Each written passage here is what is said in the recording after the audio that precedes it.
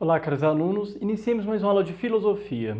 Alguns alunos, depois que eu gravei aquele vídeo sobre Robert Nozick, me questionaram exatamente o fato de eu usar a palavra anarquismo, para falar sobre ele, que é inclusive um defensor do liberalismo. Por quê? Porque anarquismo, que é exatamente aquela defesa de uma sociedade sem Estado, ele vai surgir como uma ideia socialista. Como que o anarquismo surge? O anarquismo ele vai surgir no século XIX como um movimento social e político no contexto do movimento operário. Então, ele tinha uma tese central, essa que eu falei, a defesa de uma sociedade sem Estado, porque para eles o Estado seria a fonte de opressão humana, instrumento de dominação. Lógico que em Robert Nozick é exatamente a ideia de uma sociedade sem o Estado, mas, ou seja, tirando do Estado certas responsabilidades. Aqui não, a ideia é mesmo que o Estado seria o opressor. Olha, nós vimos no contratualismo que ele defendia, por exemplo, a existência do Estado, mas para resolver conflitos entre os indivíduos após a passagem do estado de natureza, que seria aquele estado pré-civil, para o estado civil, ou seja, aquele estado de sociedade. No entanto, se a gente pensar exatamente nessa ideia do surgimento do Estado, ele não seria necessário uma sociedade que fosse a expressão de igualdade, de liberdade, de solidariedade, não é isso? Então, o que acontece? Os filósofos anarquistas, eles surgem, então, questionando exatamente isso. Olha, se o Estado ele surge para conter os conflitos, se a gente não tem conflitos, não tem necessidade do Estado. Um deles eu já falei em aulas anteriores, Proudhon. Eu falei exatamente sobre aquela ideia dele de que toda propriedade é um furto. Ele foi o primeiro pensador que desenvolveu ideias anarquistas no século XIX. Em 1840, ele lançou um livro perguntando exatamente o que é propriedade. E a sua resposta é que a propriedade é um roubo, ou um furto, depende do contexto, depende da tradução. Fazendo uma crítica à propriedade privada, então ele vai propor que uma sociedade sem propriedade, ou seja, uma sociedade comunista, seria mais viável. Porque para ele, exatamente, a propriedade ela acaba gerando conflito. Então você teria que ter uma sociedade sem propriedade, exatamente para não haver conflito e, consequentemente, sem o Estado também. Todos nós conhecemos, inclusive, a conotação pejorativa da palavra anarquia. Hoje em dia, o que é uma pessoa que está envolvida na anarquia? Essa conotação ela vem desde a Revolução Francesa, onde certos grupos chamavam os seus adversários de anarquistas. O que seria aqueles anarquistas? Aqueles baderneiros, aqueles que vivem na balbúrdia. Proudhon, ao contrário, ele vai dar um sentido positivo para essa ideia, porque ele vai afirmar que a anarquia não é desordem, mas a expressão de uma ordem natural. Ou seja, não é uma ordem artificial, uma ordem natural. Não seria essa ordem artificial que é criada por um grupo segundo seus interesses. Ele vai dizer o seguinte, ele vai concluir o seguinte: assim como o ser humano procura justiça na igualdade, a sociedade procura a ordem na anarquia. Então vejam bem, é até estranho você falar ordem da anarquia, anarquia da ideia de desordem, Não, exatamente o Proudhon está falando, não existe uma ordem na anarquia, porque é exatamente uma ordem que não é artificial, uma ordem que é natural. As ideias de Proudhon, elas foram retomadas e desenvolvidas por vários filósofos anarquistas. Um deles, o Mikhail Bakunin, ele foi um pensador russo do século XIX, inclusive filho de grandes proprietários de terra, burgueses. Bakunin ele vai se afastar da família, por quê? A família dele queria vê-lo na carreira política. Ele não queria isso, ele queria estudar filosofia e foi para Moscou. Aí ali ele vai tomar contato com as ideias de Hegel e vai se aproximar dos movimentos operários revolucionários na Rússia, inclusive não só na Rússia. Ele vai circular por vários países europeus e vai atuar em associações de trabalhadores e com isso ele vai procurar construir uma revolução que colocasse fim à exploração capitalista. Então a ideia é a seguinte, vamos tirar aí o poder do capitalismo nessa ideia da exploração e, consequentemente, também a ideia do Estado. No governo você vai ter o quê? A legalidade da exploração. É como se você tivesse, eu tenho uma legitimação da exploração. Então quando você tem o governo, para ele é exatamente isso. O governo acaba favorecendo uma determinada classe e acaba favorecendo, inclusive, a exploração.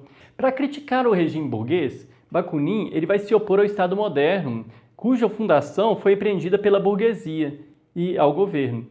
Esses elementos, sob um ponto de vista teórico, compõem uma doutrina que busca a liberdade e a moral fora da solidariedade social. Veja bem, então, para ele é exatamente isso, eles estão afastando essa ideia de solidariedade. Essa doutrina, por sua vez, sob o ponto de vista prático, vai conduzir a burguesia ao governo de um pequeno grupo espoliador que leva a maioria à exploração e à negação da liberdade e da moralidade.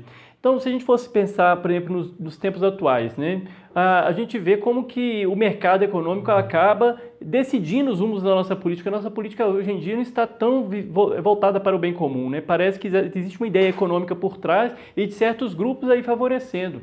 Então, o princípio central da filosofia anarquista seria exatamente essa ideia da liberdade individual. Os anarquistas, eles consideram que os indivíduos, eles são livres e que a sociedade não pode ser uma limitação dessa liberdade, mas a sua confirmação e aprimoramento.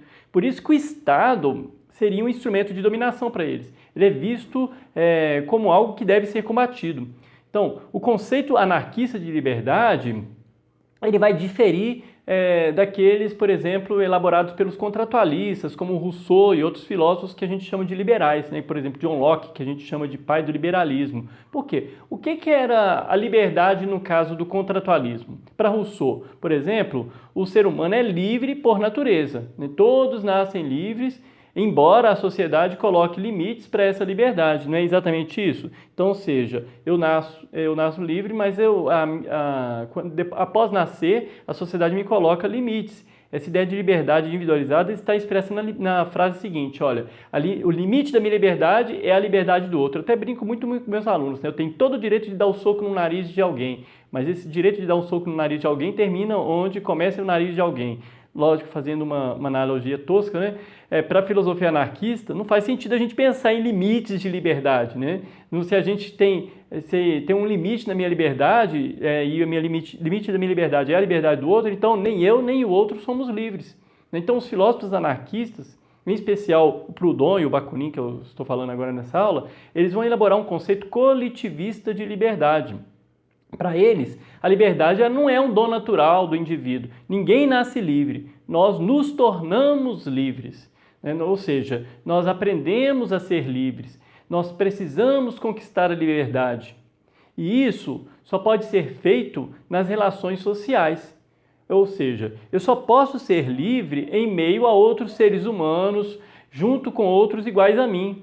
Então, essa ideia de que eu vou nascer livre, que meu nascimento é em liberdade, não tem sentido. Enquanto eu não estiver vivendo socialmente, eu não posso pensar em liberdade. Não haveria sentido falar em liberdade se eu vivesse isolado, por exemplo, numa ilha deserta, né? Então, liberdade que existe, que sentido tem falar em liberdade nesse contexto?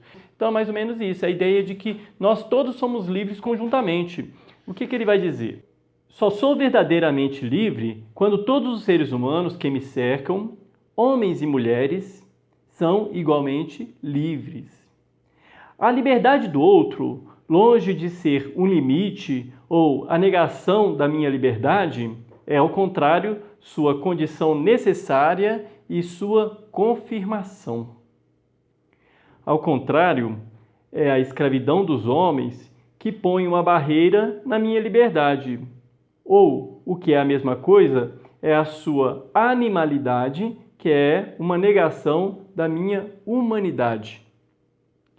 Minha liberdade pessoal, assim confirmada pela liberdade de todos, se estende ao infinito. Então, para Bakunin, as relações sociais, elas não são outra coisa senão um jogo de liberdades. E quando esse jogo significa o domínio de uns sobre os outros, então a gente tem o quê? Uma anulação das liberdades, né? Das liberdades tanto de um quanto de outro. E os anarquistas eles vão afirmar que é isso que historicamente tem sido feito pelos sistemas políticos. O Estado operando como instrumento de dominação de um grupo sobre o restante da sociedade. Por isso que as liberdades elas precisam ser conquistadas, o que requer a organização política para uma revolução social que coloque fim ao sistema de exploração e que abra espaço para a construção de uma sociedade mais livre, mais justa, mais igualitária. Ou seja, a revolução social para os anarquistas, ela deveria ser imediatamente realizada a partir da extinção do Estado. Então, sua utilização, mesmo provisória, como meio para a atuação partidária, como pensava Marx, significaria necessariamente a manutenção de um sistema de privilégios de relações de exploração de classes sociais. Ou seja, apenas a extinção imediata do Estado como aparelho de exploração poderia colocar em marcha outros tipos de relação, outros jogos de poder que fossem exercício de liberdade e não de dominação. Então, veja bem, eles não arredam o pé dessa ideia de que você tem que extinguir o Estado. O Estado é um mal porque é a expressão da violência e da exploração dos indivíduos. Então, diante do Estado, não há liberdade possível para os anarquistas. Mas é, ao mesmo tempo, uma instituição que surgiu de uma necessidade histórica. Ou seja, ela surge como uma necessidade histórica. Já está aí, pronto. Temos que reconhecer que ele surgiu diante dessa necessidade. Em sociedade de exploração do homem pelo homem, fez-se necessária uma instituição que garantisse a estruturação dessa sociedade. Ok, foi necessário naquele momento. E para quê também? Para proteger direitos dos dominantes. Por quê? Porque exatamente para evitar o conflito. Se eu estou favorecendo uma determinada classe dominante, então eu tenho que proteger os direitos dessas pessoas. Mas assim como o Estado é resultado de uma necessidade histórica, ele é também necessária a sua destruição para que se possa ser possível a construção de uma sociedade justa, sem exploração. Com os anarquistas, nesse momento aqui da história, no século XIX, o anarquismo ele surge como extinção do Estado, mas não para tirar a responsabilidade do Estado, mas para aniquilar exatamente esse sistema de exploração. Então eu espero que tenha sido clara essa comparação. Qualquer dúvida, crítica, sugestão, deixe nos comentários ou me manda um e-mail que vai ser um prazer a gente discutir um pouco mais. Se tiver curiosidade, tem um vídeo também sobre Proudhon, no qual eu detalho um pouco mais sobre a obra, o que é propriedade. Até a próxima aula.